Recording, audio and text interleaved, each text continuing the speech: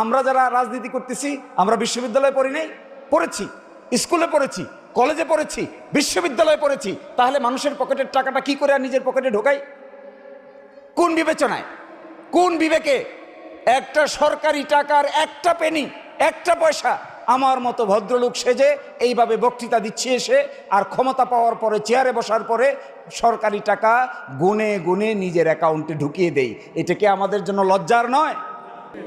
তাহলে আমরা আমাদের জন্মভূমিকে সাজাতে গেলে দলীয় মত পার্থক্যের বাইরে উঠে জন্মভূমির জন্য যেটা সবচাইতে বেশি উপকারী, সবচাইতে বেশি সম্মানজনক, সবচাইতে বেশি সামনের দিনের বাচ্চাদের চাকরি বাকরি, স্কুল কলেজ মাদ্রাসা মন্দির গির্জা পেগোডা, এগুলো আমাদের জন্মভূমিতে কিভাবে গড়ে উঠবে, এইটা যে বা যে ব্যক্তির দ্বারাই সম্ভব হয় না কেন, আমরা সকলে মিলে আমাদের দায়িত্ব হলো তাকেই আমরা সম্মিলিতভাবে সমর্থন করা উচিত।